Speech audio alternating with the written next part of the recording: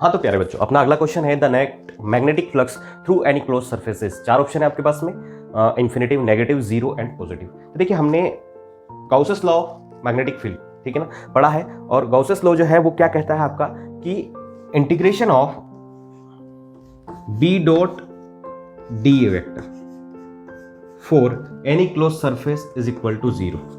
ठीक है, किसी भी क्लोज सरफेस के लिए integration of B dot d A जो होता है, और यही बी डॉट डी ए क्या होता है भैया, यही बी डॉट डी ए जो होता है ये फ्लक्स होता है।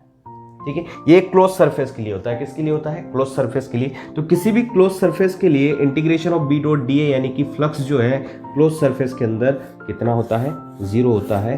ठीक है, ये गाउसेस लॉ ऑफ मैग्नेटिज्म है। ठीक है ना, उसके अकॉर्डिंग क्या होता है कि किसी भी क्लोज सरफेस में आपका जो टोटल मैग्नेटिक फ्लक्स है वो क्या होता है? जीरो होता है। उसके पीछे कारण क्या है? उसके पीछे कारण ये है कि मान लीजिए हमारे पास में एक क्लोज सरफेस है। इस क्लोज सरफेस में सपोज हम लोग एक बार मैग्नेट रख देते हैं इस तरह से, ठीक है ना, ये नॉर्थ पोल और ये इसका साउथ पोल।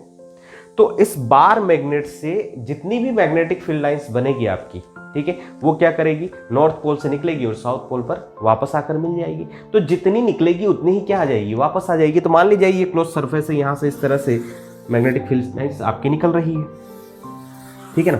तो ये जितनी आपकी यहाँ से निकल रही है उतनी ही क्या आ रही है? वापस आ रही है। तो एक्चुअल में हो क्या रहा है? एक्चुअल में ऐसा हो रहा है कि जितनी मैग्नेटिक फील्ड लाइंस यहाँ से बाहर निकल रही है उतनी ही मैग्नेटिक फील्ड लाइंस क्या कर रही है? यहाँ पर एंटर कर रही है। तो number of magnetic field lines जो बाहर निकल रही है और जो अंदर आ रही है क्या है आपके पास में? सेम है। इस वजह से net magnetic flux inside the close surface कितना हो जाता है आपके पास में? जीरो हो जाता है। दूसरी बात क्या है कि इस मैग्नेट के ऐसे टुकड़े करना भी पॉसिबल नहीं है जिसमें नॉर्थ पोल अलग रह जाए और साउथ पोल अलग रह जाए और दोनों का जो आपका मैग्नीट्यूड है वो अलग अलग हो जाए, ठीक है ना। ऐसा संभव नहीं है। इसको आप यहाँ से ब्रेक भी कर दोगे तो ये एक नया मैग्नेट बन जाएगा। इसमें भी आपका नॉर्थ और साउथ पोल जनरेट हो जाएगा और दूसरे वाले में भी एक तरह से क्या होगा आपके पास में? नॉर्थ और साउथ पोल जनरेट हो जाएगा,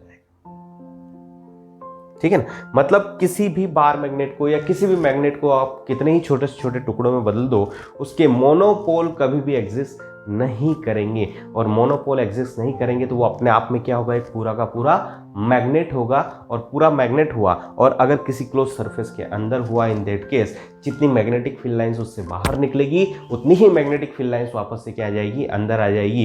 यानी कि नेट मैग्नेटिक फ्लक्स क्या हो जाएगा आपका? जीरो हो जाएगा। तो बच्चों इस क्वेश्चन का आंसर क्या हो जाएगा अपना? जीरो, ठीक है ना। तो